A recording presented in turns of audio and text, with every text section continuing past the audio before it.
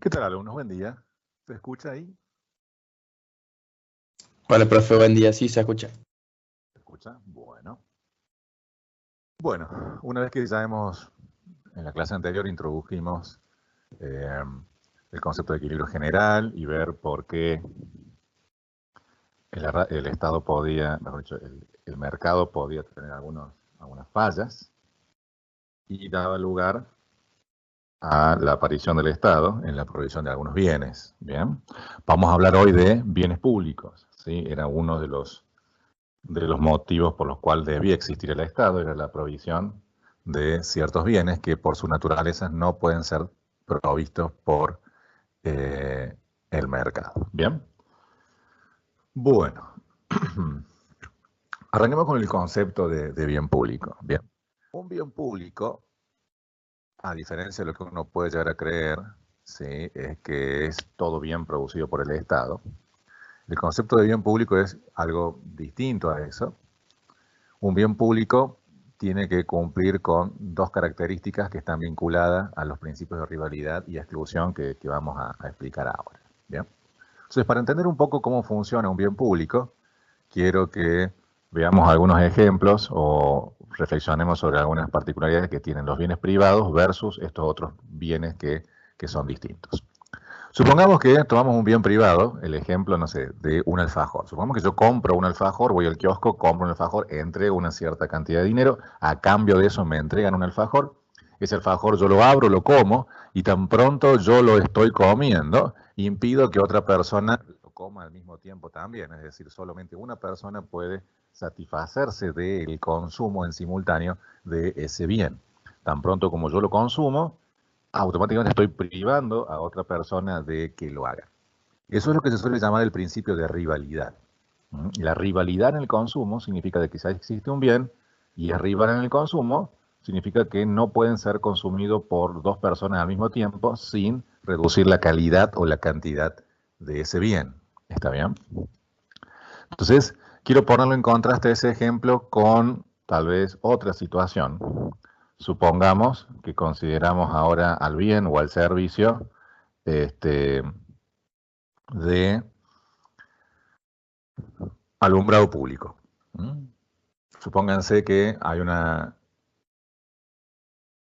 un servicio por el cual las personas pagarían para que a través de un foco, un faro, ilumine a 5 o a 6 viviendas, 6, 7 viviendas que podrían beneficiarse de esa iluminación por cuestiones de seguridad, ¿sí? Durante la noche. Entonces, supónganse que ese tipo de bien, el alumbrado público en una calle o en cada esquina, es un bien privado. Entonces, ¿qué ocurriría? Si una de las personas que se beneficiaría potencialmente de ese servicio paga por ese bien, lo compra, se instala la instalación pública que pagó se instala esa iluminación en la calle, y tan pronto como esa persona paga y se instala ese servicio, fíjense que esa persona puede consumir, entre comillas, ese servicio de verse alumbrada, su propiedad y sus alrededores, por haberlo pagado, pero esa persona no experimenta ninguna reducción en su calidad o su cantidad si su vecino del frente o si sus dos vecinos del costado, izquierda o derecha, también se benefician porque ese foco alumbra también a esas otras viviendas de alrededor.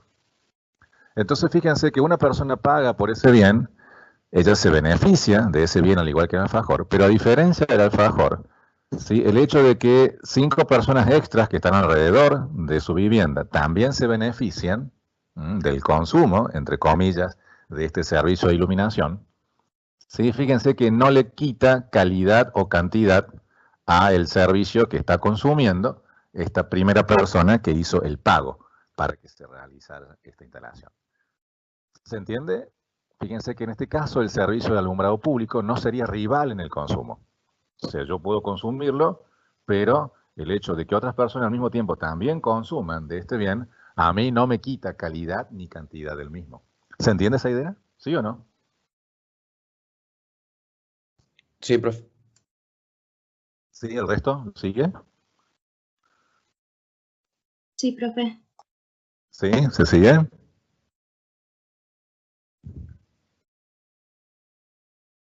¿Sí? Bien.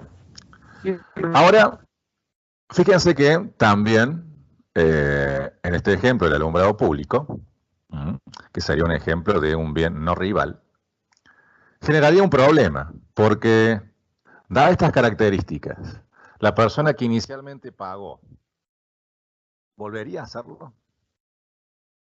¿Tendría incentivos a alguien a pagarlo? Y no, o sea, no lo pagaría de vuelta. ¿Por qué? Y porque si ya lo compró él y benefició a los demás vecinos, por así decirlo, no lo va a volver a hacer. Va a esperar que otro lo compre. Fíjense que supongamos que esto fuese un alfajor y somos 6 personas los que queremos consumirlo y hacemos una encuesta. Bueno, ¿cuánto pagaría usted por un alfajor? Y bueno, yo pagaría 5 pesos, yo 7, 10, 15, etcétera. Cada uno tiene sus valoraciones, etcétera. Y en función de lo que valore cada uno, es lo que pagaría. Ahora, supongamos que hacemos una encuesta sobre acerca de cuánto pagaría usted por el alumbrado público y en función de lo que usted declare es lo que va a pagar, en función de lo que valga para usted. Si le hacemos una encuesta a cada una de estas 6 familias, estas seis viviendas, ¿qué creen ustedes que responderían? Lo llamamos a la vivienda número 1 y dice, ¿cuánto pagaría usted por el alumbrado público? Sabiendo que lo que usted declare es lo que va a pagar. ¿Cuánto vale para usted? Esa persona, ¿qué respondería? ¿Diría la verdad? ¿Qué diría? Diría ¿Diría la verdad? menos. Diría mucho menos. O particularmente diría, no, para mí vale 0. No, para mí no vale nada. ¿Por qué? Porque si yo digo que no vale nada, yo no pago. Y con esa lógica, esperando de que algún vecino declare que vale para él y que lo pague, a la espera de que otro lo pague, yo podría beneficiarme, porque tan pronto uno de los 6 esté dispuesto a pagarlo, lo coloca y automáticamente los 6 estamos siendo beneficiados. ¿Se entienden? Entonces cada uno de estas 6 personas tendría un incentivo fuerte a decir, no, para mí no vale nada. Porque si yo voy y digo, sí, para mí vale tanto, lo pago, y los otros 5 se me cuelan y no pagaron nada. ¿Entendido? Entonces cada uno tendría la tentación a decir, no, para mí no vale nada.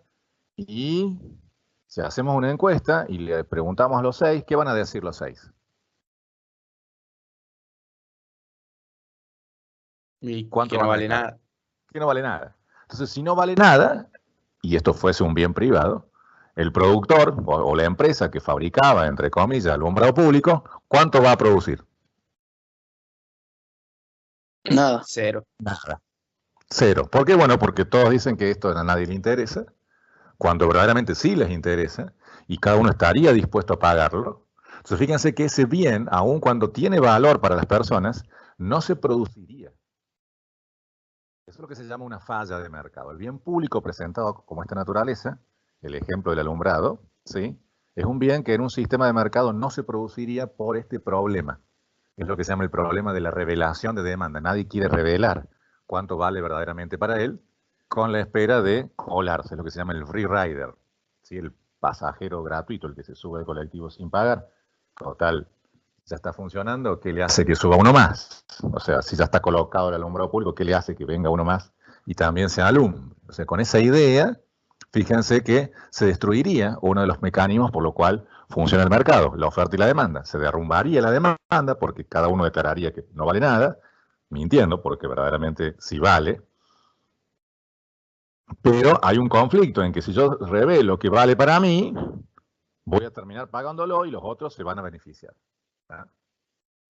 Entonces, este tema de la rivalidad, o mejor dicho, la no rivalidad en el consumo que tienen estos bienes, ¿sí? Es lo que se van a llamar que son bienes que no pueden ser producidos por un sistema de mercado porque la producción natural sería 0. Otra característica que también tienen, otra falla que también tienen, otro principio que a veces no se cumple en algunos bienes, es el principio de la exclusión. ¿Qué es lo que es esto de la exclusión? O la posibilidad de excluir, o que sea una posibilidad de excluir y que sea eficiente al mismo tiempo.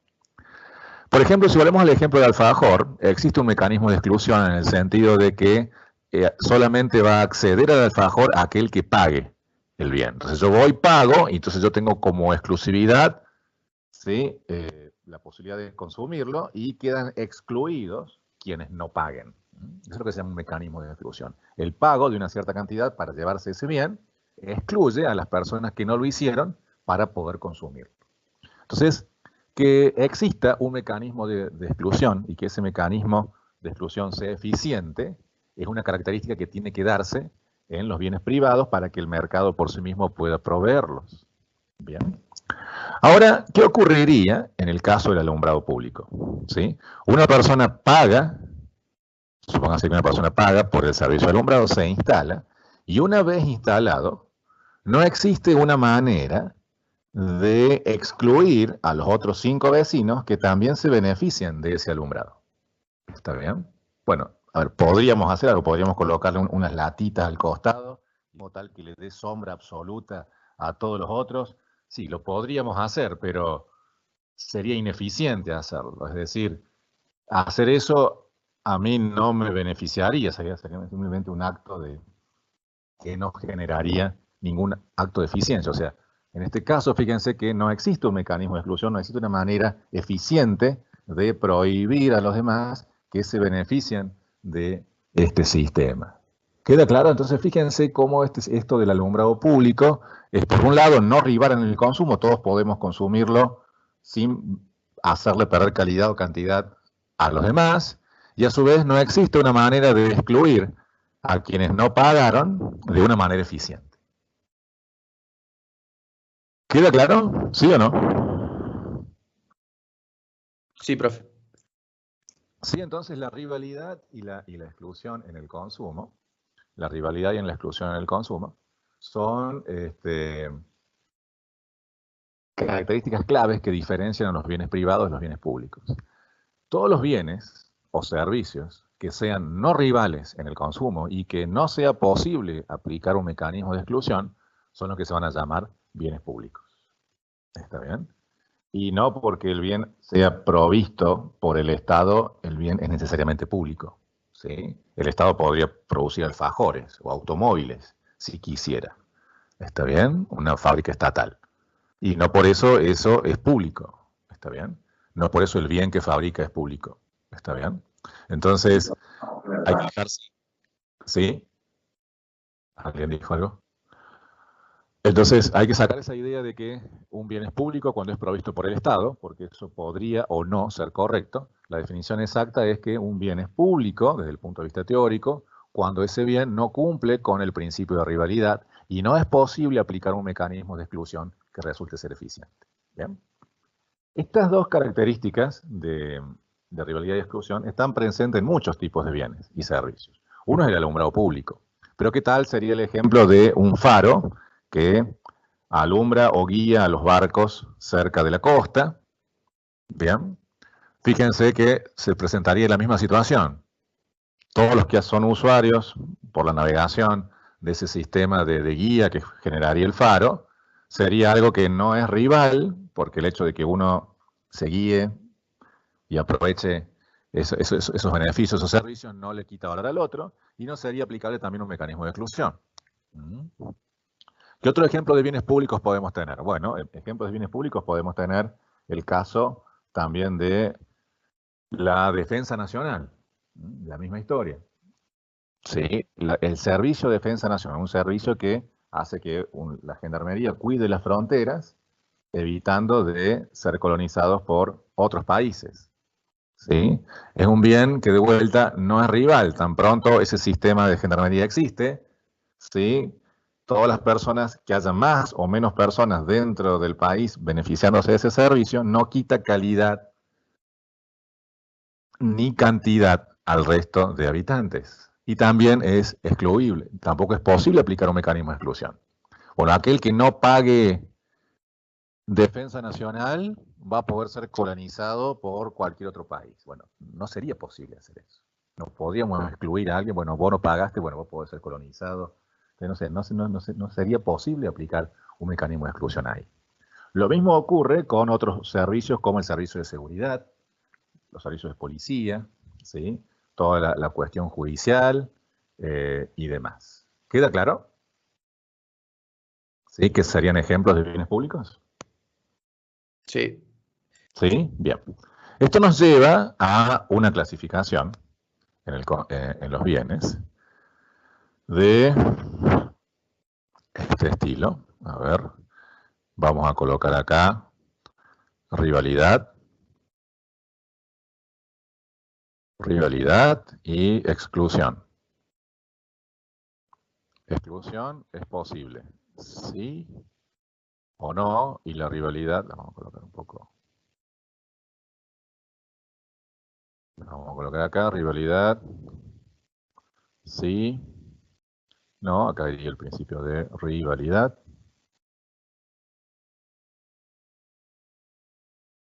Rivalidad y exclusión.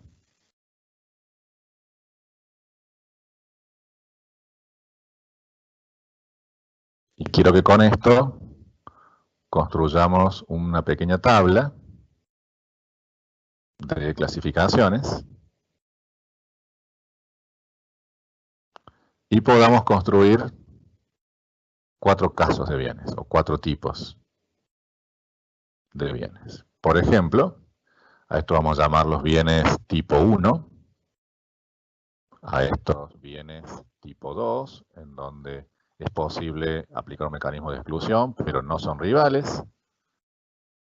Bienes tipo 3 y bienes tipo 4. Cada uno de estos va a tener una clasificación. Bien, entonces, bien, ¿cuántos presentes tenemos ahora? Déjenme que mire. Tenemos 1, 2, 3, 4, 5, 6, 7, 8, 9, 10, 11, 12, 13. Bien. Quiero que formen grupos entre ustedes y en grupos de A3 y que cada grupo vaya diciendo un ejemplo de 1, de 2, de 3 y de 4. A ver, les dejo un minuto para que vayan pensando, si quieren hacerlo en grupo o individual, ejemplos de 1, 2, 3 y 4.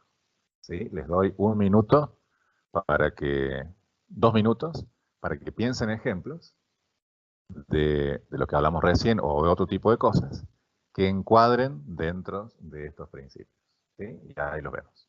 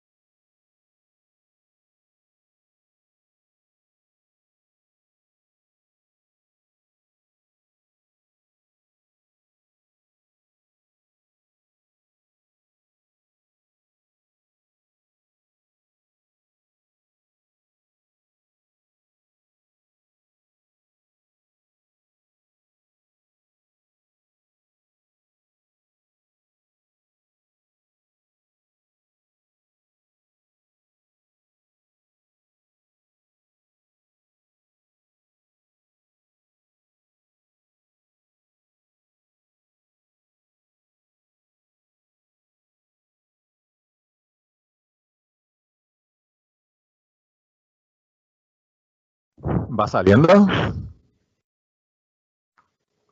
¿Qué ejemplos podríamos dar para uno? Entonces vamos a... Un lomito, profe. Bien. Fíjense que los bienes que son tipo 1, es decir, que son bienes que son rivales en el consumo y a su vez es posible aplicar un mecanismo de exclusión, ahí entraría la gran mayoría de bienes privados, todos aquellos que pueden ser producidos por el mercado, por ejemplo, un lomito, un alfajor, un automóvil, cualquier otro bien de ese estilo. Un bien tipo 4, donde es no y no. ¿En servicio del agua puede ser, profe?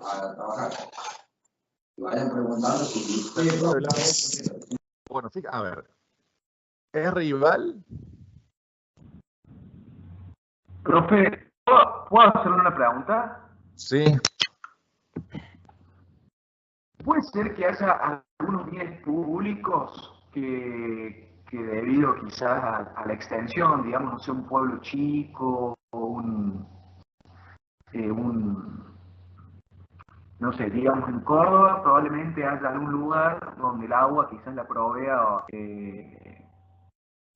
No, bueno, nada, ahí estaría confundiendo la. No, yo no respondo porque no significa que los provea el Estado, sino que tengan ese tipo de que cumplan con los ambos no, digamos. O sea, el agua, por más que la provea una empresa privada o o la haga el Estado, no sé, es lo mismo. Claro. Fíjense que en el ejemplo del agua, a ver, Sí. No. ¿es rival en el consumo? Y puede que sí, puede que no, digamos, si es poca la cantidad de agua y cuesta purificarla y producirla en un lugar, es probable que sí sea rival. El hecho de que yo consume mucha agua, quitaría agua para el otro, siempre que el agua no sea tan fácilmente de purificar o conseguir y demás. O sea que podría existir cierta rivalidad, ¿no? En función de cuán costoso sea purificarla, en función de cuán costoso sea conseguirla a esa potabilización del agua. Y en cuanto a mecanismos de exclusión, ¿es posible aplicar un mecanismo de exclusión en el servicio de agua corriente? Bueno, el que no paga no tiene agua. Y listo. O sea que sí es posible aplicar un mecanismo de exclusión. Excluyo a todos aquellos que no pagan la tarifa y listo, no tienen agua. ¿Está bien? Entonces fíjense que no encuadraría como 4. Como 4, ¿qué podrían colocar? ¿Qué otros ejemplos? ¿Podría ser los bomberos, profe? A ver, ¿cómo sería? Y claro, porque por ejemplo, un bombero, por más que vos no pagues nada, si tenés algún incendio, lo va a venir a pagar. O sea, en ese caso no hay exclusión y, y rivalidad. Si se está quemando toda la cuadra, pueden satisfacer varios vecinos, por así decirlo. Sí, bueno, podría haber algunos grises en ese caso, ¿no?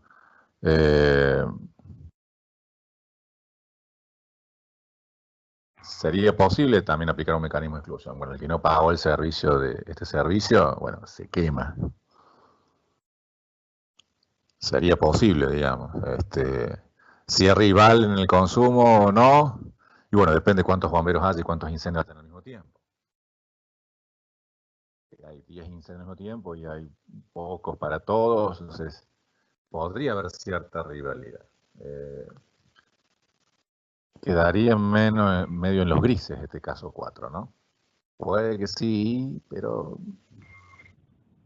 dependería de algunas cosas. Algo que sea inobjetablemente 4, a ver, que no dependa.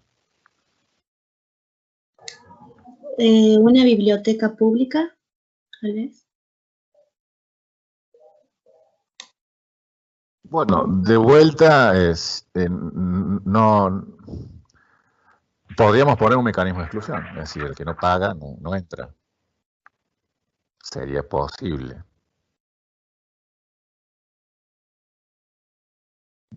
Sería posible. Algo que cumpla con no y no. A ver, ¿qué más? Fíjense que los ejemplos que hemos dado hace un rato, muchos de esos encuadran ahí o no.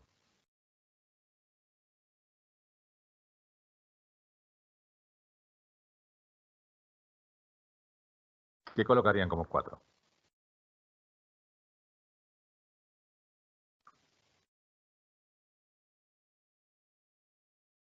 ¿Nadie? Una casa. Como 4. ¿Qué es lo que es 4? ¿Qué tipo de bienes No. serían los 4? El que es no y no. Serían como bienes públicos puros. Públicos puros. Sí, los bienes públicos puros. Fíjense que los ejemplos que dimos hace un rato encajan justamente en esa definición. El ejemplo del alumbrado público, la seguridad, la defensa nacional, faro en la Profe, costa, el servicio de justicia, el de seguridad. ¿Sí? la Universidad Nacional puede ser, o Bueno, la educación. el servicio de comunicación, bueno, hay universidades privadas. El que, por ejemplo, no ha pagado la cuota no podría estar viendo Teams Sí, ahora. pero Entonces, el de la nacional no se haría. pero es que el servicio ya no es, el servicio es educación. Así es Ah, público-privada, está, bien. el servicio es educación. Sí, igual se paga con impuestos, ¿no? Sí, sí, bueno, eso es aparte, todo lo que es público se paga con impuestos, pero digamos, sería fácil cobrar una cuota, y bueno, el que no paga no entra, y ojo con la rivalidad, si somos 600 en un aula chico, sí, sí somos rivales, si yo me siento, bueno, te podés sentar, ojo. ¿Está? Educación es algo, quizá vamos a ver en dónde va eso. ¿Queda claro ejemplos de bienes públicos? ¿Qué es lo que es, qué es lo que no? ¿Entienden esto que son los principios de rivalidad y de exclusión? ¿Sí o no? Yo el de rivalidad no la entendí muy bien, profe. Rivalidad es que otra persona pueda consumir, entre comillas, o hacer uso de ese servicio sin restarle calidad o cantidad a otra persona. Bien.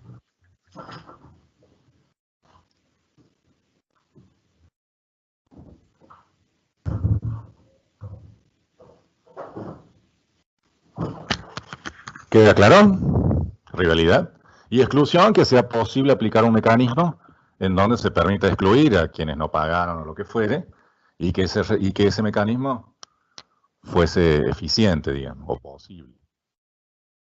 Claro, sí, sí. ¿Qué Gracias. son cada uno? ¿Sí? ¿Se entiende qué son cada principio? Sí, profe. Sí, bien.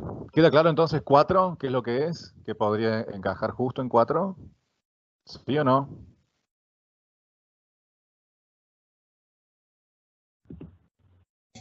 Sí, profe. Sí.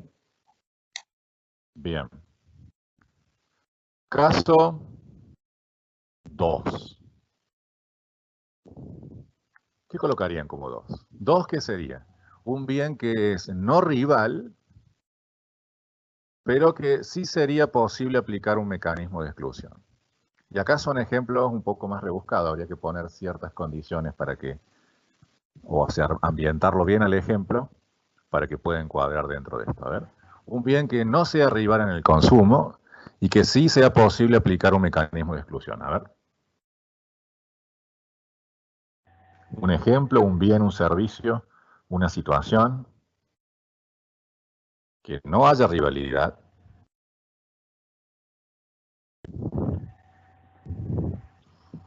A ver, ¿qué se les ocurre?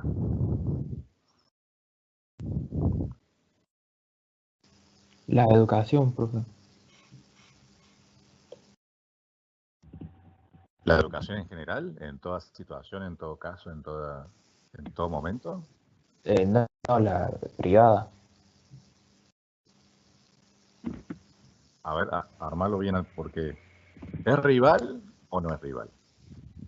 ¿Bajo qué condiciones es rival? No es rival porque pueden ir mucha gente y va a seguir siendo igual, pero sí es exclusiva porque si no la pagas no la puedes tener. Bien, entonces la rivalidad, para que no sea rival, tendría que ser ¿qué tipo de educación? Una educación con...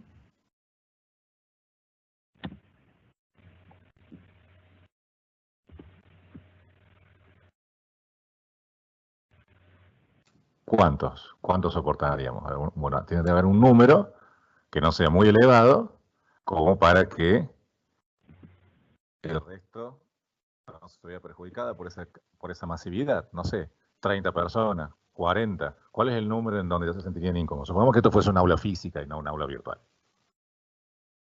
¿Cuánto es el número que ustedes ya dicen, bueno, esto ya es medio intolerable? ¿Cuál es la cantidad?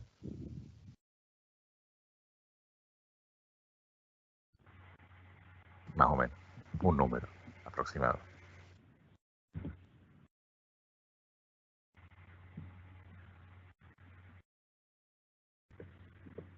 ¿Cuánto? 2000 puede ser, profe. Pensemos ver en un aula en un aula. Ah, pensé que era hacer total de... Sí, pensemos en un aula. Sí, en un aula, pensemos en un aula. 30 Fíjense. personas, 20. Bueno, depende de la cantidad de asientos del aula y del espacio del aula. Si el aula tiene, no sé, 30 bancos, bueno, hasta 30 está bien. Si tiene 500 en un auditorio, en un aula magna, bueno, 500 es el número. Pero si excede la cantidad de personas a la cantidad de asientos en donde cada uno se sienta cómodo, bien, el bien ya pasaría a ser rival. O sea, un servicio de educación en donde la cantidad de asientos o la capacidad edilicia del lugar, ¿sí? Todavía quede espacio suficiente para más personas. Algo ocupado, no sé, no en su totalidad. Por ejemplo, si el aula tiene 30 y hay 10 personas, bueno, es no rival. Ahora, si es un aula chica de 15 bancos y somos 20, bueno, ahí sí es rival. Entonces depende de la capacidad. Entonces, ¿cómo sería un ejemplo para dos? Bueno, debería ser una situación, por ejemplo, un servicio de educación que es prestado en una aula con una capacidad física en cuanto a bancos y espacio para una cantidad de personas mayor a la que actualmente está asistiendo. Entonces, en ese caso, una persona extra que se sume, ¿sí?, no sería rival. Bien. Y sí sería posible aplicar un mecanismo de exclusión si fuese una universidad privada. Bien, sería posible aplicar un mecanismo de exclusión en el que no paga, no ingresa, y el bien aún es no rival. Entonces, fíjense que este tipo de situación, ¿qué sería? ¿Sería un bien público? ¿Es un bien privado? La educación definida en esas características, ¿es pública o privada? Como Privada. concepto. Como concepto. No, no es privado. Sí, no es privado. Porque para que sea privado, el bien tendría que ser rival.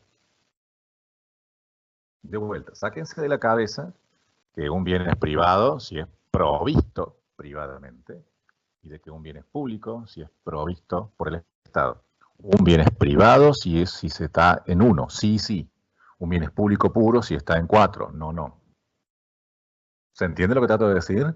¿Qué sería una educación descrito en el ejemplo de recién? ¿Es un bien privado? ¿Puro? ¿Es un bien privado puro? No, profe. No. ¿Es un bien público puro? No. No. Esto es lo que se va a llamar un ejemplo de bien mixto.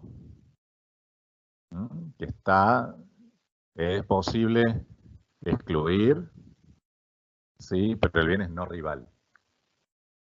Bien, no es ni público ni privado, es un bien mixto. Ejemplos para 3. ¿Qué sería? Algo que sí es rival, pero no es posible aplicar un mecanismo de exclusión, o hacerlo sería ineficiente. ¿Qué podrían considerar como 3?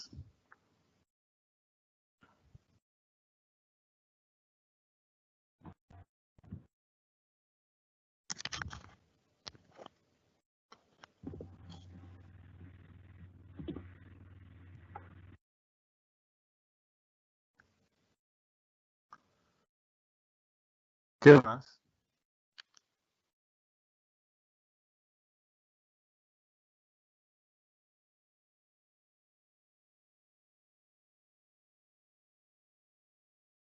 ¿Qué más podría ser?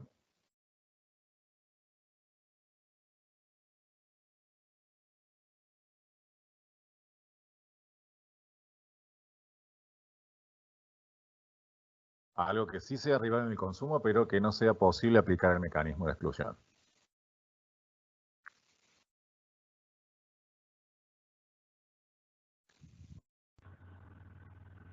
No sé. No sé. ¿Qué se les ocurre ahí? Algo que sí sea rival. ¿Qué tal si consideramos una avenida de la ciudad que está congestionada? Una avenida congestionada. No sé, Rafael Núñez, General Paz, en la 1 hora pico, que está congestionada. Entonces, eso es rival, porque la presencia de un auto más quita espacio para otro automóvil y reduce la velocidad, la de circulación, etc. Entonces, una avenida congestionada en hora pico es un bien rival, en ese sentido. ¿Y sería posible aplicar un mecanismo de exclusión? Sí, en el sentido, bueno, a ver. No, sería ineficiente, profe.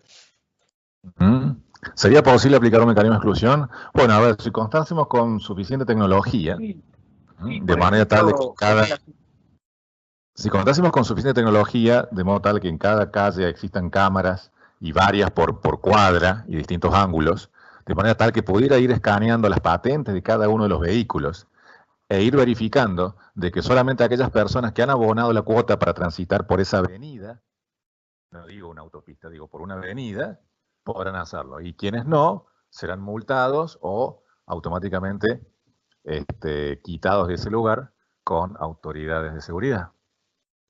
Si pudiésemos contar con ese tipo de tecnología, ¿se entiende el ejemplo? Fíjense que... Profe, un mecanismo de exclusión sería, por ejemplo, que en determinada hora pueden circular autos, por ejemplo, en un No, sentido, ponele.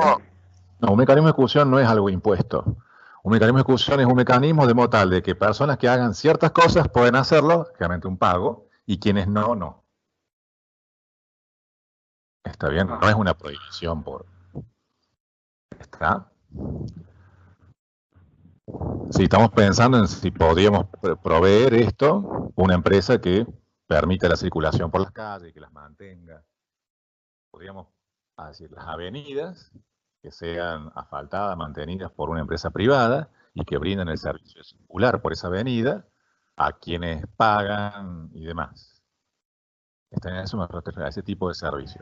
Fíjense que ese bien, bajo esas características, una avenida congestionada sería rival en el consumo, porque está congestionada.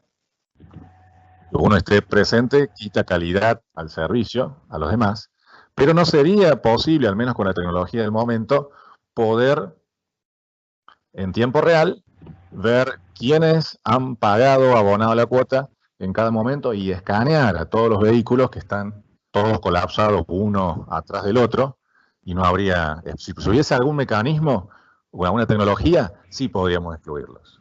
Pero hasta el momento no existe. No existiría una manera de poder hacerlo. Entonces fíjense que ese sería un ejemplo de caso 3, que también casos 2 y 3 van a entrar en la categoría de bienes mixtos. ¿Está bien? Entonces fíjense que también podríamos buscar otros ejemplos. Por ejemplo, si vamos a la situación de un bar en donde uno se sienta a tomar un café y los clientes tienen derecho a acceder a la Wi-Fi que genera esa cafetería, ese bar. Si hay pocas personas en el lugar, hay pocas mesas, y ese servicio no está congestionado, ¿eso dónde lo categorizarían? ¿En 2 o en 3?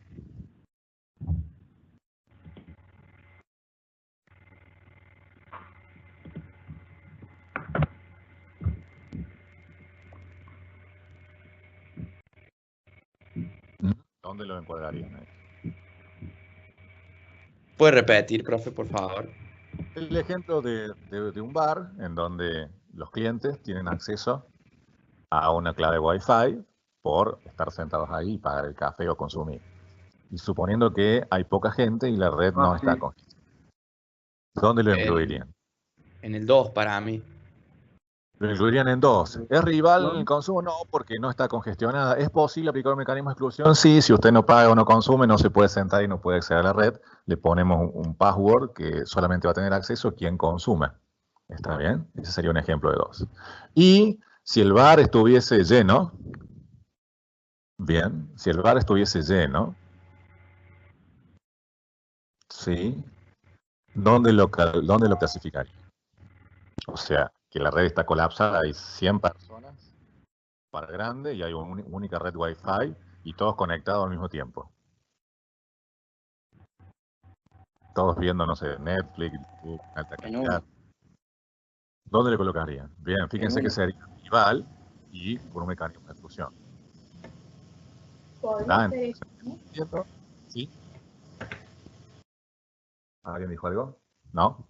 Bien, entonces dependiendo el ambiente o la circunstancia en donde uno circunscriba, podría moverse dentro de estas características. Lo cierto es que el caso de 1 es lo que uno llama bien privado puro, y el caso de 4 es lo que llamamos bienes públicos puros. El resto son situaciones de bienes mixtos. El ejemplo de la educación en general es un bien mixto. ¿Sí? Es un bien mixto, no es público ni privado puro. Y de nuevo, insisto, sáquense de la cabeza de que un bien es privado si es producido por una empresa privada, o es público si es generado o provisto por el Estado. ¿Está bien? Esto es el concepto de bien público o bien privado desde la óptica de la teoría. ¿Queda claro entonces? Entonces tenemos hasta ahora el concepto de bien público, de exclusión, y esa clasificación en bienes tipo 1, 2, 3 y 4. ¿Bien? ¿Vamos bien hasta acá? ¿Sí o no? Sí, profe. Sí, profe. Bien, vamos ahora a ver un nuevo concepto, que es el concepto de pseudodemanda de bien público, y vamos a contrastarla con el caso privado. Bien. Fíjense que esto de que el bien sea no rival, esencialmente, y que no sea posible aplicar un mecanismo de exclusión o de hacerlo no es eficiente, el ejemplo del alumbrado público, por ejemplo, esas características del bien harían que ninguna persona quisiera, dijimos, revelar la verdadera demanda. Recuerden que la demanda es cuánto una persona querría consumir, cuánto una persona estaría dispuesta a pagar para consumir ese bien o ese servicio. Entonces, demanda pura no existiría. En los bienes públicos puros, en los casos como 4, no habría demanda en el sentido público porque los individuos no manifestarían, no revelarían cuáles son sus verdaderos deseos acerca del bien, dado que eso implicaría que paguen en función de sus preferencias. ¿Bien? Sin embargo, vamos a definir un nuevo concepto que se llama pseudodemanda. El concepto de pseudodemanda es como si de alguna manera los individuos revelasen sus verdaderas preferencias. Esto no es posible hacerlo, es una teorización, una abstracción. Entonces el concepto de pseudodemanda del bien público es si por algún motivo yo pudiese ser un ser omnipresente, tal vez Dios o lo que quieran, y que tiene acceso a la verdadera información que contienen cada uno de los agentes en sus cabezas. Entonces, si yo tuviese acceso a esa información, sí podría construir una pseudodemanda. Una pseudodemanda, una demanda que no es revelada tal vez por los individuos, pero que se podría conocer por las particularidades de este ser que tiene acceso a esa información que va más allá de lo físico. Entonces, si yo pudiese tener acceso a ese tipo de información, podría construir una demanda de las preferencias verdaderas de estos individuos, pero que en la realidad no la muestran. Entonces, esa demanda construida en base a las preferencias de los individuos que ellos no mostrarían en una situación común, es lo que vamos a llamar la pseudodemanda de bien público. Y esto va a mostrar cuánto van a querer consumir de este bien público a determinados niveles de precios, o cuánto estarían dispuestos a pagar para consumir un alumbrado público, una plaza, defensa nacional, justicia o lo que fuera. ¿Queda claro? Ese es el concepto de pseudodemanda de bien público. Vamos a ver cómo si estos individuos verdaderamente lo revelasen o tuviésemos un mecanismo de revelación que me permita acceder a ese tipo de cuestiones. Bien, entonces vamos a arrancar con algunos ejemplos numéricos. ¿Sí? Posiblemente lo continuemos en la próxima clase. Supongamos que tenemos dos individuos. Supongamos que tenemos dos individuos. Uno, a ver.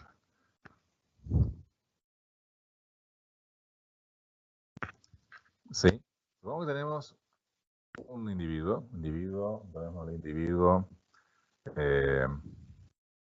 tipo 1. Esta es la verdadera demanda o pseudo demanda de este bien. Supongamos que es 50 menos 2 por P. Y hay un individuo 2 que tiene como preferencias 130 menos 7P.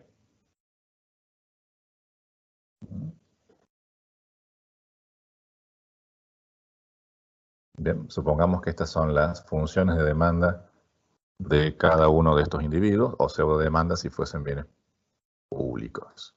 Bien. A ver.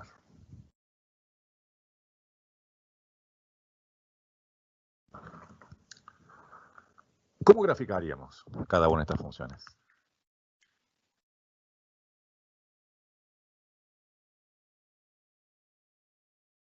Recuerden que en el eje horizontal colocábamos las cantidades y en el eje vertical los precios. ¿Cómo graficaríamos la demanda del bien de la persona 1?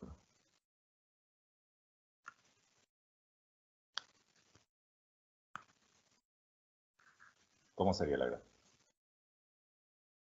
¿Qué forma funcional tiene? ¿Es una parábola, una función exponencial?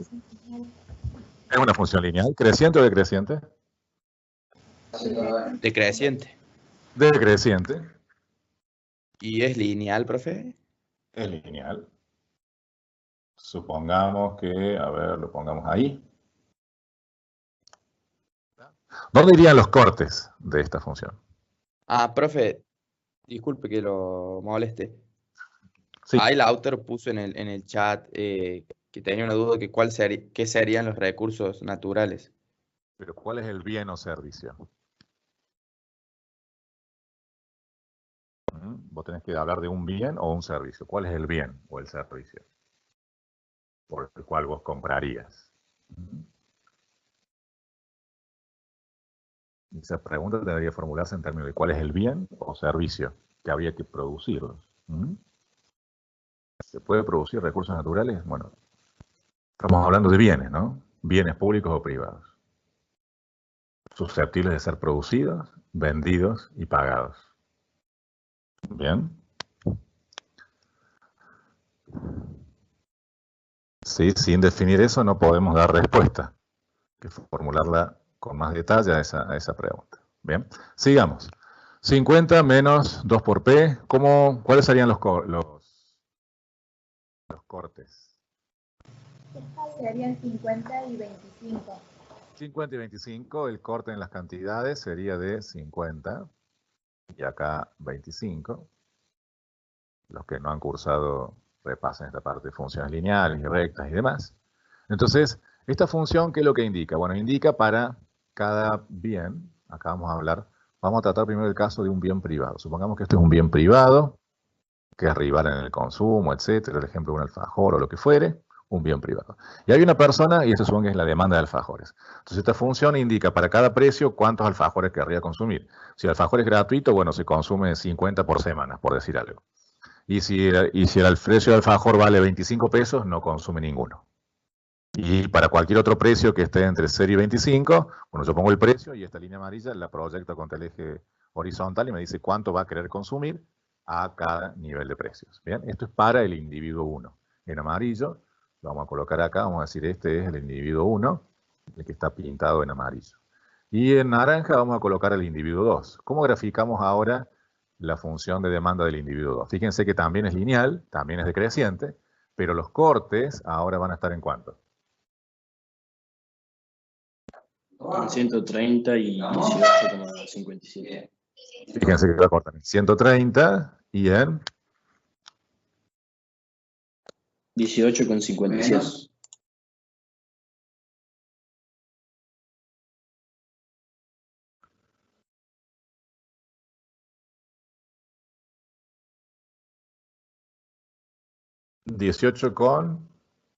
¿cuánto dicen? Con 57. Dividido en 7. 18, ¿de vuelta? Con 57, profe. 57. Bien, ahí estarían los dos cortes entonces. Bien. Entonces, fíjense que si esta es la demanda del individuo 2. Ahora yo quisiera calcular la demanda total del mercado, a la que va a enfrentar. Supóngase que por otro lado hay una empresa que va a producir y va a vender alfajores, entonces tiene que calcular cuánto es la demanda total que va a recibir en este mercado, y supongamos por simplicidad que este mercado está constituido solamente por estos dos individuos. Bien.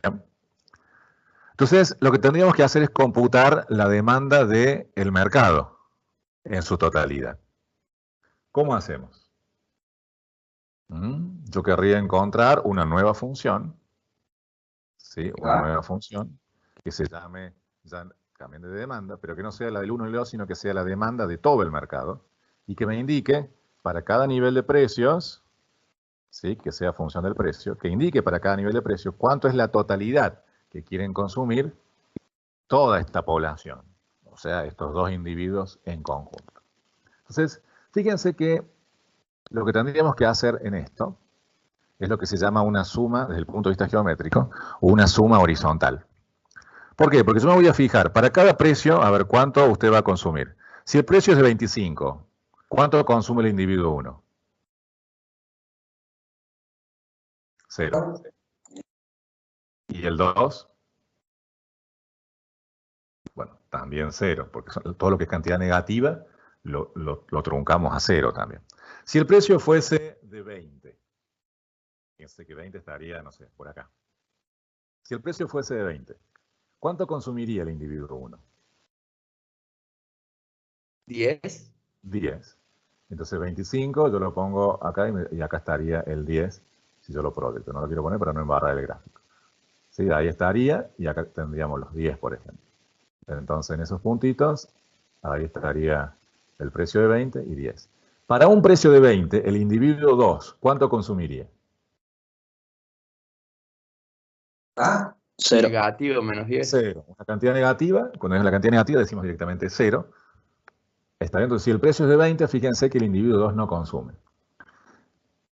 ¿Está bien? Entonces, el individuo 1, ¿sí?, va a ser el único que va a estar consumiendo si el precio es de 20. ¿Está bien? Y esa misma particularidad se va a dar ¿en qué rango de precio? Siempre que el precio esté entre tanto y tanto, solamente el individuo 1 va a querer comprar. ¿Cuál es el rango de precio en lo que se da esa particularidad? 18,57 y 25. Siempre que el precio, lo vamos a escribir así, siempre que el precio pertenezca al intervalo 18,57 y 25, solamente el individuo 1 va a querer comprar.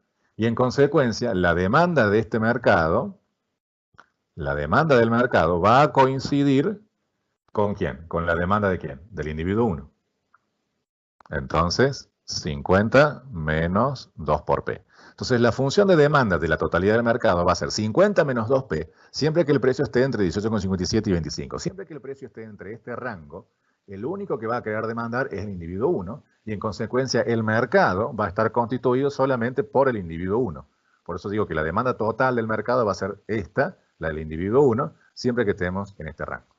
¿Está claro? Entonces, yo en rojo voy a ir marcando cómo va quedando la función de demanda de mercado, que es la demanda suma horizontal en términos geométricos. Fíjense que hasta acá... Profe, una pregunta.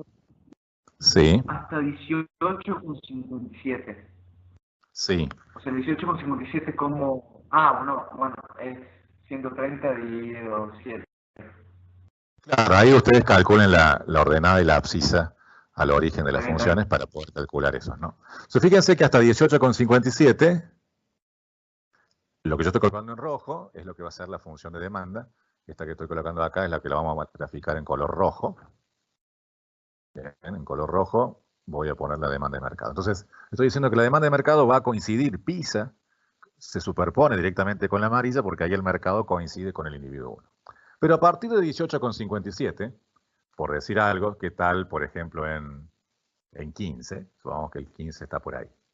Si el precio es de 15, el individuo 1, ¿cuánto quiere comprar?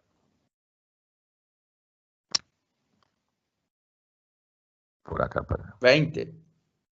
¿Sí? 15 por 2,30, restado de 50 me da 20. Entonces, para un precio de 15, este individuo quiere comprar, acá lo pongo en 20. Y para un precio de 15, el individuo 2, ahora sí quiere comprar. ¿Cuánto? ¿No sería más a la izquierda, profe? Oh, perdón, sí.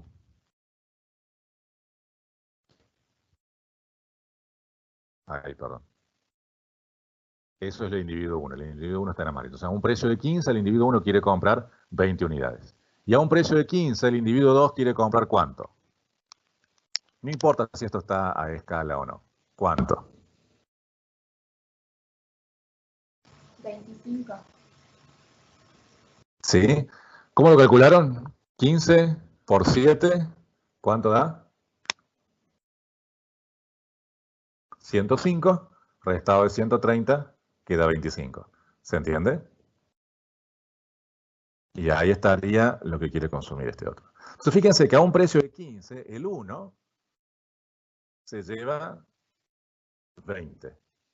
O quisiera comprar 20. Y a un precio de 15, el 2 quiere comprar 25.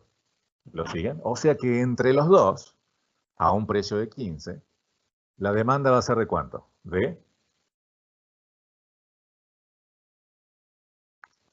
¿cuánto? Entre los dos, ¿cuánto quieren comprar? 45. ¿Sí? Entonces, fíjense que la demanda de mercado, para un precio de 15, fíjense que es la cantidad que quieren comprar entre los dos.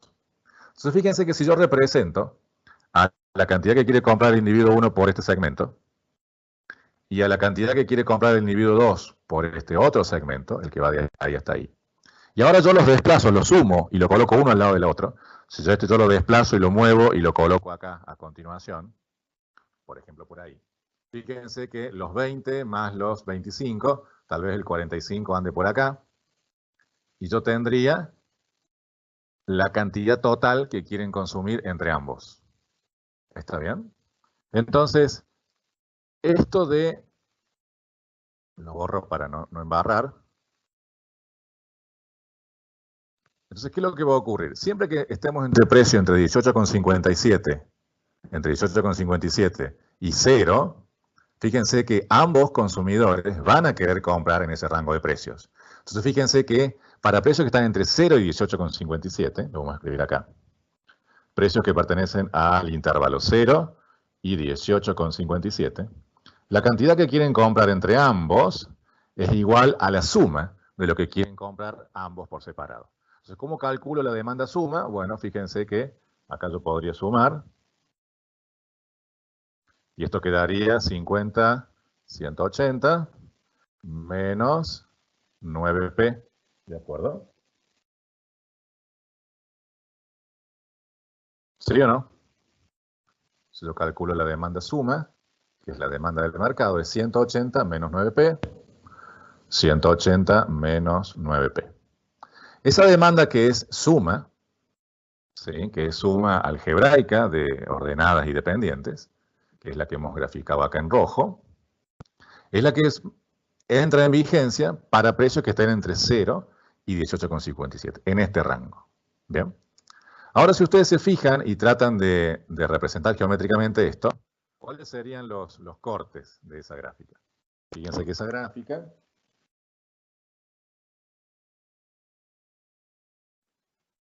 cortaría al eje de las cantidades ¿en cuánto? En 180. En 180. Sí, entonces vamos con rojo y tal vez el 180 esté por acá. Tal vez. Ahí lo graficamos al 180. Al 180. En 20.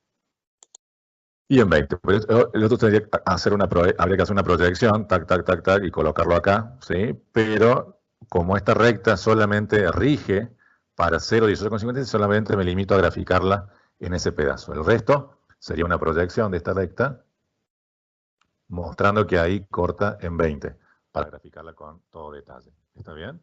Pero no grafico esa parte en puntos y esa ordenada al origen de 20, porque solamente está vigente en este rango. ¿Se entiende? ¿Sí o no? Sí, profe. Lo voy a remarcar más grueso.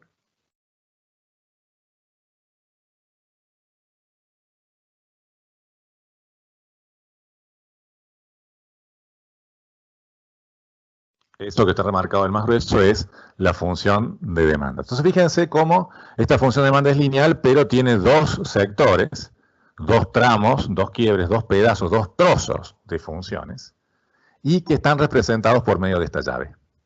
Fíjense además que esta función en rojo es justamente la suma horizontal de cada una. ¿A qué me refiero con la suma horizontal? Supónganse que en este punto de acá a acá, ¿sí? Para este precio, supónganse que este es el precio de 10, por decir algo, a ese precio de 10, yo tengo esta demanda de uno y esta demanda de otro. Si yo coloco este naranja, lo desplazo, en vez de que arranque acá, yo lo coloco, tac, tac, tac.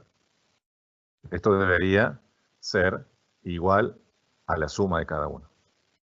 ¿Está bien? Entonces, esta línea roja lo que va a estar haciendo es sumando horizontalmente las cantidades de cada uno. Entonces, sumaríamos este amarillo más este naranja, yo lo desplazo, ¿sí? Yo esto es como que lo saco de acá y lo coloco a continuación del amarillo, y esta punta naranja, bueno, llegaría ahí. El gráfico no está bien hecho, pero no importa.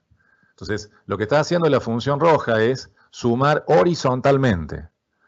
Calculo un segmento acá, calculo el segmento para el otro, lo pongo uno al lado del otro, y la suma, ya horizontal, es lo que me está indicando esa función. ¿Por qué suma horizontal y no suma vertical? Porque recuerden que en economía a las funciones de demanda la graficábamos con los ejes invertidos. El precio lo colocábamos acá arriba y las cantidades acá abajo. Entonces, lo que uno normalmente, si uno tiene esta gráfica y tiene esta otra, si uno calcularía la suma, bueno, sería la suma vertical. Este más este, y colocaremos acá, pero como los ejes están invertidos, esto quedaría en suma horizontal. Y la suma horizontal se tiene que leer en ese sentido, como lo dijimos recién. Bien, para cada nivel de precios, ¿sí? Esto funciona así. Para cada nivel de precios, supónganse acá hay un precio P sub 0, yo miro cuánto quiere consumir el individuo 1, miro cuánto quiere consumir el individuo 2, lo sumo, y eso es lo que yo proveo como la demanda total del mercado. Bien.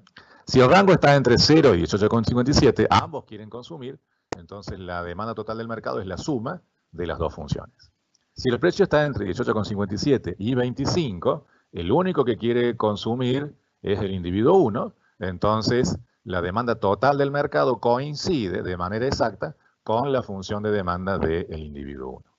¿Queda claro? Entonces, para cada nivel de precios, yo veo cuánto quiere consumir una persona, veo cuánto quiere consumir el otro, y esa es la cantidad total que quieren consumir entre los dos.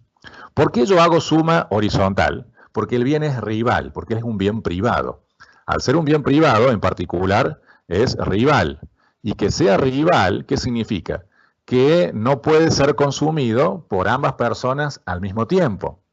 Entonces, yo fijo un precio, el individuo 1 compra una cierta cantidad de unidades y el individuo 2 compra otra cantidad. Entonces la empresa tiene que producir las cantidades totales que quiere producir el individuo 1 por separado más el individuo 2 por separado, porque los bienes son rivales, ¿sí? No pueden ser consumidos al mismo tiempo. ¿Queda claro por qué la suma horizontal desde el punto de vista conceptual? El geométrico y el cómputo algebraico, ese triple enfoque. ¿Preguntas? Después les voy a dejar algunos ejercicios sobre esto para que resuelvan. ¿Preguntas? ¿Lo siguen? No, profe. ¿Lo siguen? ¿Queda claro? Bien. Entonces es importante ver que este bien privado, para yo computar la demanda total del mercado, simplemente sumo en términos horizontales para poder calcularlo. ¿Bien? ¿Qué pasaría ahora si el bien es público? Si el bien es público, es un bien no rival. Si el bien público es no rival. Y si el bien es no rival, significa que todos podemos consumir del mismo bien sin perjudicarnos uno del otro. ¿Está bien? Noten el contraste con eso, ¿no? Entonces, esa no rivalidad en el consumo del bien público hace que yo no tenga que sumar horizontalmente. Porque sumar horizontalmente implicaría que cada uno consume cantidades distintas, que cada uno paga un precio, consume cantidades distintas y que no puede consumir uno lo que está comprando el otro. Entonces no puedo sumar horizontalmente como en el ejemplo de recién. ¿Ya? Voy a hacer las mismas gráficas, las copiamos. Voy a hacer por acá, al bien público.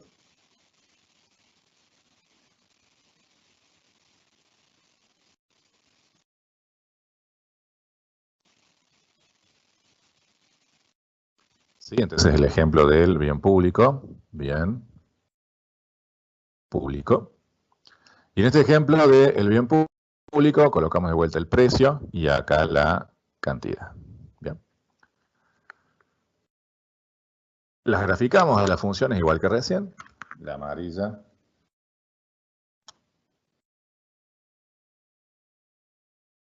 Por ejemplo, así. La naranja, como recién. Por ejemplo, este corte habíamos dicho que era 130. Acá está, 130. Como vemos. 130 y este otro 50. El corte de acá arriba 25.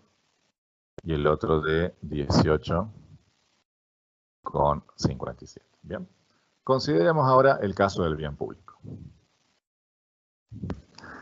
En el caso del bien público, fíjense que, supongamos que el bien público fuese, no sé, cantidad de plazas que tenga la ciudad. El consumo de las plazas claramente es un bien público, es decir, todos podemos estar en una plaza o el hecho de que haya un espacio verde en una ciudad es algo que generaría una satisfacción distinta a cada individuo, cada uno lo valorará de una manera distinta. Pero lo cierto es que no podemos producir 3 plazas para el individuo 1 y 7 plazas para el individuo otro, porque cada uno tiene preferencias distintas y cobrarles precios distintos. Como es un bien público, el Estado va a proveer una única cantidad de bien públicos. Está bien, o sea, la cantidad de plazas va a ser 20, y esas plazas, bueno, cada uno las valoraría de una manera distinta, y el Estado cobraría un impuesto o cobraría un precio por esas 20 plazas, por ejemplo, que fabricó. Un precio les cobraría a cada persona en función de cuánto las valoren. Bien. Recuerde que en un bien público puro, un individuo nunca va a revelar cuánto es su valoración. Pero como estamos hablando ahora de la pseudo demanda, el Estado les cobraría lo que estos individuos pseudo demanden, es decir, sus verdaderas preferencias, aunque no las revelen. Esto es el punto de vista teórico abstracto. Pseudo demandas. Entonces, estas pseudo demandas, indicaría cuánto valora el individuo cada cantidad de plazas.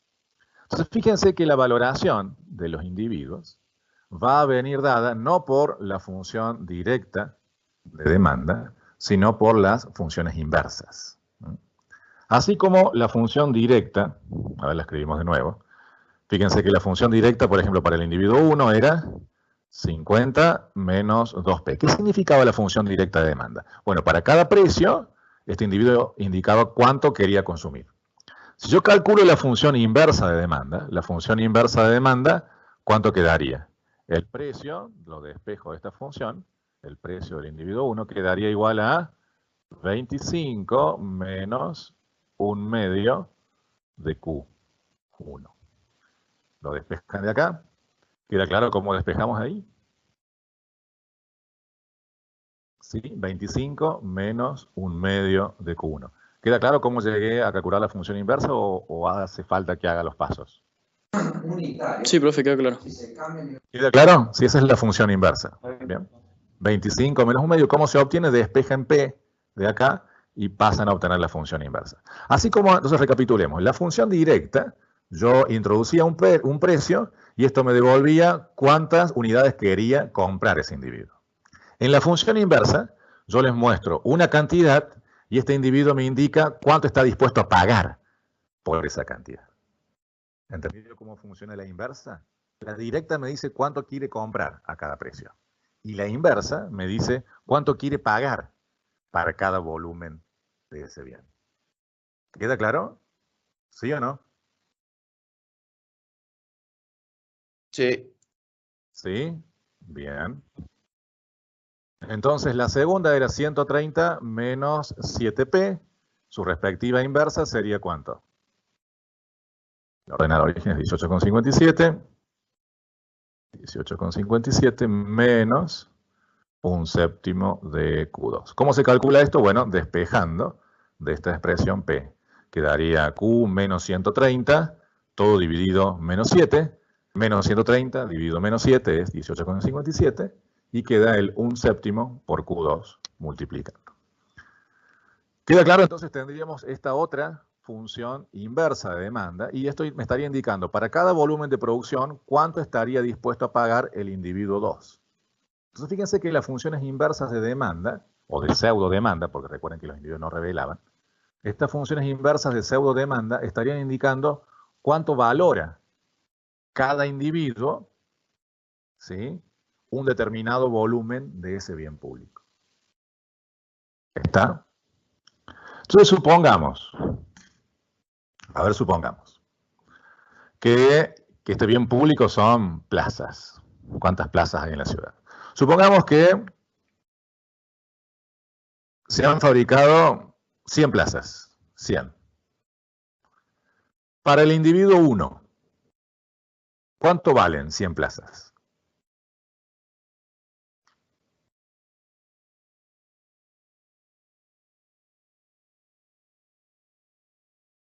Para el individuo 1, ¿cuánto valen 100 plazas?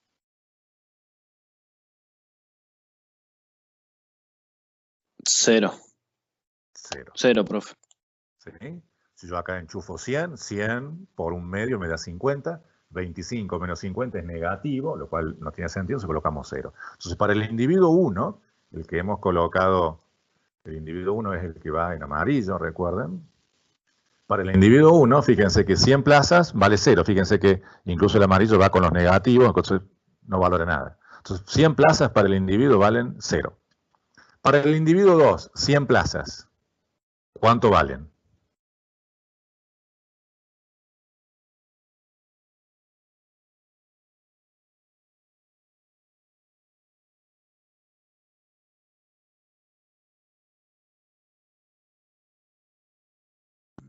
$171,28. Sí, entonces, ¿qué hacemos? Agarramos 100, el 100 lo metemos acá, 100 dividido 70, menos 18,57, entonces me da un determinado valor. Fíjense que eso queda positivo. Entonces, fíjense que para todos los volúmenes de Q, acá yo voy a calcular la inversa de mercado, todos los volúmenes de Q que estén en ¿qué intervalo? 50 y 130. El único que va a estar dispuesto a pagar dinero por un volumen de plazas que esté entre 50 y 130, ¿quién va a ser? ¿El individuo? 2. 2, el naranja. Y el naranja es el que tenía esta función. Entonces, la función de demanda para cualquier volumen de bien público que esté entre 50 y 130 es de 18,57 menos un séptimo de Q, el Q total de mercado. Bien. Ahora, eso es lo que ocurría hasta 50, ¿no? Hasta 50. ¿Qué pasaría si ahora la cantidad de plazas que se les propone es un número que está entre 0 y 50? Por ejemplo, ¿qué pasaría si el número fuese, no sé, 20? 20. Entonces, déjenme concluir acá. Fíjense que entonces la demanda de bien público hasta 50, la voy a colocar acá, o la demanda inversa, mejor dicho, la demanda inversa de bien público, va a coincidir con la función de demanda del individuo 2. Entonces la trazo en trazo grueso, en color rojo.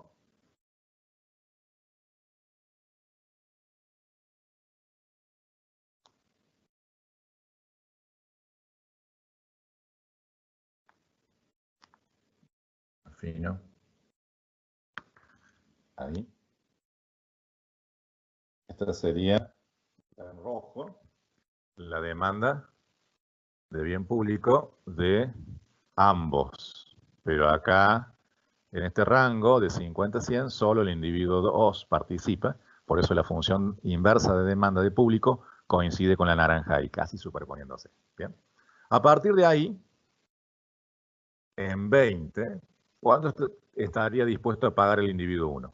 Ahora. Fíjense, con un precio de 20, el individuo 1 ahora sí estaría dispuesto a pagar algo. ¿Cuánto?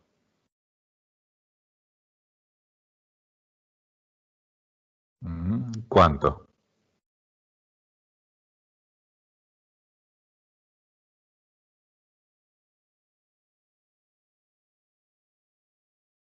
Para un precio de 20, el individuo 1 pagaría ¿cuánto? 20 por un medio es 10. 25 menos 10, 15. ¿Están de acuerdo? ¿Sí? ¿15? ¿Están de acuerdo? ¿Sí? Sí. Entonces fíjense que este individuo, el 1, estaría dispuesto a pagar, ¿sí?, 15 pesos, y lo podríamos colocar acá. ¿Bien? Mientras que el individuo 2, por 20 unidades, ¿cuánto pagaría?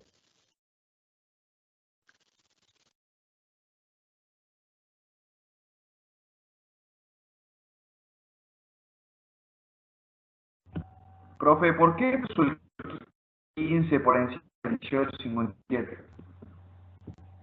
No, el gráfico no está a escala. Sí, no está a escala. Ok. Sí, no está a escala. Sí, no se preocupen por eso.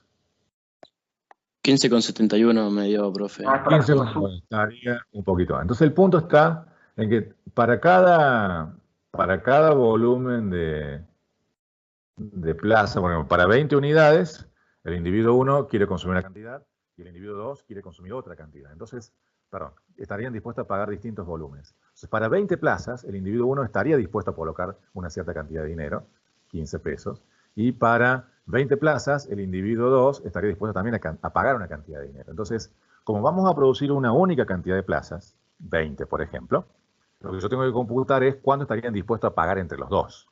Entonces, fíjense que yo tendría que sumar lo que está dispuesto a pagar el 1, que sería la altura de acá a acá, más lo que está dispuesto a pagar el 2, que sería la altura de esta otra línea. Entonces, si yo la sumo verticalmente, fíjense que ahora la suma es vertical, coloco el naranja tal vez a continuación, supóngase que ahí está el otro número, entonces este valor, que sería la suma de lo que está dispuesto a pagar uno, el 15, más lo que pagaba el otro, este sería lo que están dispuestos a pagar en total, ¿sí?, por 20 plazas, por ejemplo.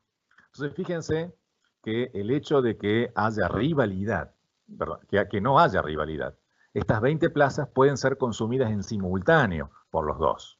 Entonces, fíjense que el individuo 1 consumiría 20 plazas, el individuo 2 consumiría 20 plazas, pero el individuo 1 estaría dispuesto a pagar 15 y el individuo 2 otro determinado monto. Entonces, noten la diferencia por qué yo hago suma vertical acá. Porque para este volumen de producción, ambos individuos pueden consumirlo y están dispuestos a pagar precios distintos. Mientras que en el caso privado no pueden consumir los mismos bienes ambos, justamente porque son rivales. Entonces, ¿qué hago? Me fijo para un precio determinado, hago suma horizontal, veo cuánto quiere comprar usted a este precio, miro cuánto quiere comprar esta otra persona a ese precio y produzco una cantidad que sea la suma de las dos cantidades entre los dos. ¿Bien? Pero lo hago para un precio determinado, digo, ¿cuánto quiere consumir usted? ¿Cuánto quiere consumir usted? Acá luego al revés, dado este volumen de producción, ¿cuánto quiere pagar usted? ¿Cuánto quiere pagar usted? Y entre los dos van a pagar esta cantidad y la producción va a ser única para ambos de 20 pesos. En un bien público se va a producir una única cantidad y cada uno va a estar dispuesto a pagar cantidades distintas, precios distintos. En un bien privado se van a producir cantidades distintas para cada individuo. Uno va a consumir tantos alfajores, otro va a consumir otro, pero van a pagar el mismo precio. En un bien público se pagan precios distintos, pero se consume una única cantidad, justamente por la no rivalidad de este bien. ¿Queda claro por qué es suma vertical en este caso y por qué es suma horizontal en el privado?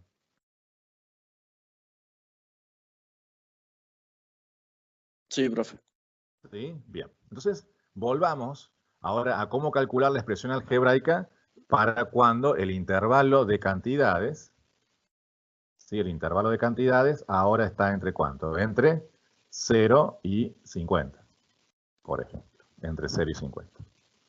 Si está entre 0 y 50, o sea, de acá a acá, ¿cuánto va a ser la función que es la suma de las dos? Entonces, ¿qué hacemos? Siempre que estemos entre 20 y 50, fíjense que esta es la gráfica, lo que yo voy a hacer es calcular la suma de esta función, que sería el precio, la inversa de demanda del mercado. Sumamos 25 más 18,57, ¿cuánto es?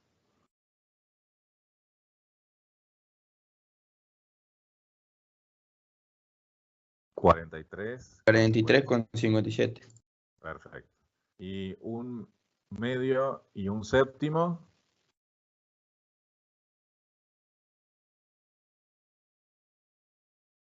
¿Cuánto es? Un medio más un séptimo. 0,64.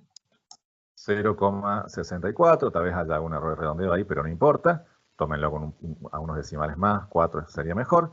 0,64 por el Q total de mercado.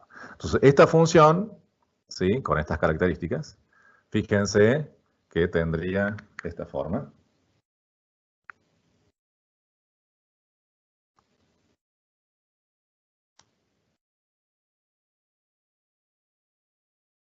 Más o menos ahí. Fíjense que esta ordenada del origen, que es 43,57, es justamente la suma, 18,57 y 25, porque esta función, que coloqué en trazo rojo, es justamente la suma vertical de las otras dos. 18,57 más 25 me da 43,57. Entonces fíjense que eso coincide exactamente con la suma vertical. 18,57 más el 25. Si yo tomo estos dos segmentos, los sumo y los pongo uno arriba del otro, obtendría ese 43 que está puesto ahí. Entonces, cada uno de los puntos para cada volumen de producción posible, no solamente para 20, ¿sí?, para cada volumen de producción, esta línea en rojo me indicaría cuánto están dispuestos a pagar entre los dos para que se produzca ese bien. Y las respectivas amarillas y naranjas indican cuánto estaría dispuesto a pagar cada uno, y la roja entre los dos. Entonces, en esta función de pseudo demanda del bien público, lo que iría acá sería 43,57 menos 0,64 por Q. ¿Está? Entonces, esa función que está puesta ahí,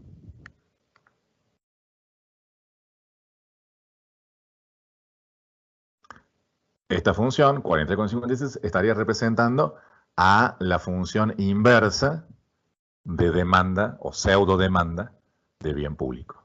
¿Queda claro? Entonces, fíjense, para resumir, cómo en bien público yo he calculado la suma vertical. Y en términos algebraicos eso implicó sumar inversas en este tramo. Mientras que en el caso del bien privado yo hice suma horizontal. Y eso implicó sumar las directas para poder calcular la ecuación que era la suma. Y en ambos casos siempre hay un individuo en donde la demanda del mercado coincide con la de uno de esos dos individuos para un determinado nivel de rango. Entonces ahí lo copio. Y por último, fíjense que acá yo calculé la función de demanda del bien público y acá calculé la función de demanda inversa. Para calcular la demanda común lo que tendría que hacer sería invertir justamente estos tramos. ¿Bien? ¿Cómo hacemos? ¿Cómo hacemos para invertir los tramos? Fíjense que para invertir los tramos yo debería calcular la función que quede, en vez de P en función de Q, que me quede Q en función de P. Entonces vamos a invertir la función de demanda de mercado en función de este precio. ¿Cómo la calculamos? Entonces fíjense que a su vez esto tiene que estar ahora expresado como la variable independiente en términos de precios. Precio perteneciente a un intervalo y precio perteneciente a este otro intervalo. Por ejemplo, el intervalo que está entre 50 y 130, que está expresado en términos de cantidades, sería equivalente en términos de precios ¿a qué intervalo? Me estoy preguntando por ese número que va ahí. ¿Cómo lo calcularían a ese número? Entre 50 y 130. Este intervalo que está entre 50 y 30, que sería todo esto, ¿sí?, sería coincidente con este otro, ¿verdad? En términos de precios. O sea, hablar de cantidades entre 50 y 130 sería equivalente a hablar de precios que están entre 0 y no sé cuánto, pero es ese punto. La pregunta es, ¿cómo calculo el precio que es consistente con este rango de cantidades? Quiero convertir el rango de cantidades 50-30 en un rango equivalente de precios. Entonces, para que la cantidad esté entre 50 y 130, el precio tiene que estar entre 0 y ¿cuánto? ¿Se entiende la pregunta? Entonces, el precio que yo voy a colocar acá va a ser un precio que esté entre 0 y ¿cuál? ¿Cómo calculo ese precio? Y hay que evaluar en la función de precio Ah, Sí, sí. Por 50. es 50. ¿En cuál evaluamos? Evaluamos la naranja, ¿no es cierto? Tomamos la función Sí, no, no, naranja no. y evaluamos 50. La naranja era esta. Y era la función inversa, entonces yo pongo acá un Q igual a 50, coloquen 50 y díganme qué número da. Metan 50 ahí y me dicen cuánto da. 11,42. 11,42. Bien. 11,42. 11,42 es el rango que es consistente con 50-30 en cantidades. Entonces, entre 0 y 11,42, fíjense que esto coincidiría con la función de demanda naranja, que era el individuo 2. Entonces, fíjense que a este intervalo yo le tengo que calcular la inversa. A esto yo le tengo que calcular la inversa. Pero la inversa de esta ya la habíamos calculado, que era el dato original. ¿Entienden? Recuerden que estamos calculando inversas por tramos. Entonces, la inversa de la inversa, porque ya habíamos graficado inversa, sería el original. Entonces acá va 130 menos 7p. Recuerden que estamos calculando de acá a acá las inversas. Inversa. Para pasar de la inversa de demanda a la directa de demanda de bien público.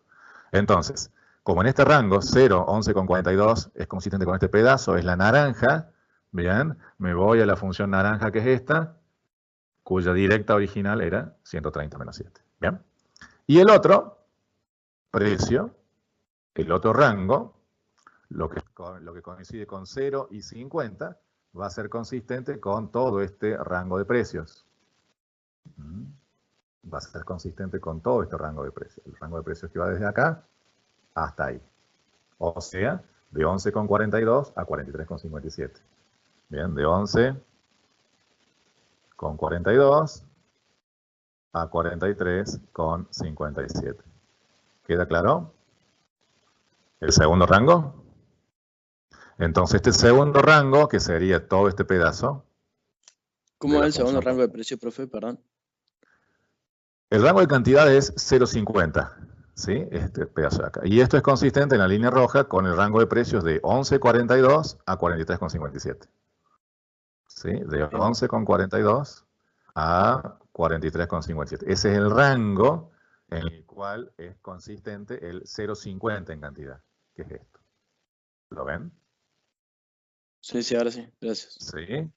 Acá es muy importante el gráfico, porque el gráfico va guiando todas y cada una de las cuentas. Esto puede parecer fácil o no tan fácil. Fácil en el sentido que son solamente funciones lineales y no nos metemos en ninguna otra complejidad. Funciones lineales ustedes las dominan desde hace mucho. Entonces, por ese lado, digamos que no es difícil la matemática, pero sí es difícil que ustedes estén conceptualmente sólidos, qué es lo que están haciendo, por qué es lo que va en cada rango, cuándo invertimos, cuándo no, por qué es vertical, por qué es horizontal la suma, etc. ¿Bien? Entonces, el rango es 11,42, 46, coincide con esta recta roja, y esta recta roja era esta ecuación, ¿no? Este pedazo de ecuación. El rango 0,50 en cantidades. Entonces, el rango 0,50 en cantidades, yo lo he convertido a su versión en precios. 0,50 en cantidades es equivalente a precios en este rango. Esta función ahora la invierto, a ver, la invierten y me dicen cuánto da. Inviertan esa función, que no la hemos calculado nunca, y me dicen cuánto da esto. Quedaría 43,57 dividido 0,54 como ordenada, que es ¿cuánto?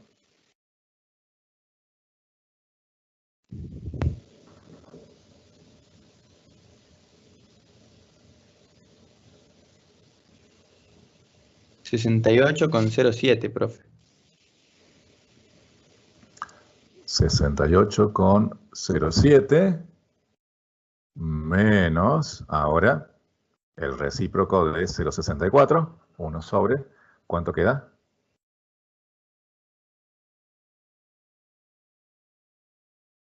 1,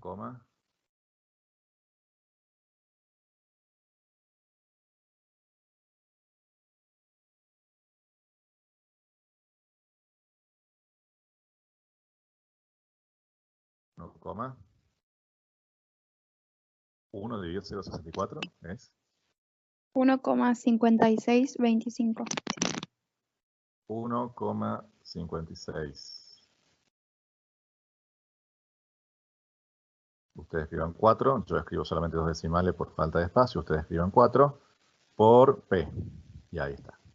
Esta versión final, es lo que vamos a llamar la función de demanda o pseudo demanda de todo el mercado de bien público. Y esta función es la que es equivalente a esta otra del bien privado. Noten lo distintas que son.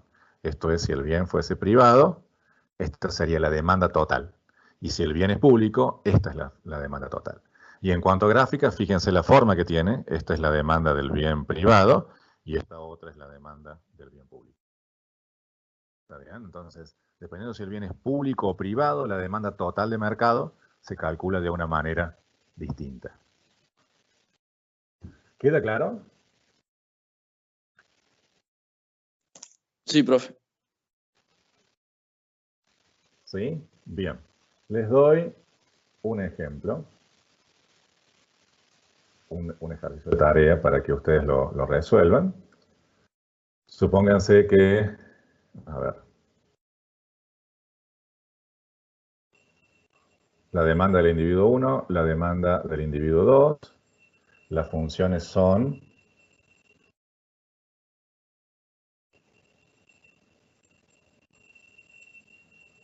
50 menos 2P es una, y la otra 80 menos 5P. 80 menos 5P. Con estas dos funciones, quiero que ustedes calculen la demanda del mercado, del bien privado y del bien público. Siguiendo cada uno de los detalles que vimos hoy, con las gráficas, arranquen con el privado, con el bien público, graficando cada demanda, la suma, etc. Y reflexionen de la diferencia que hay entre demanda horizontal, suma horizontal y suma vertical.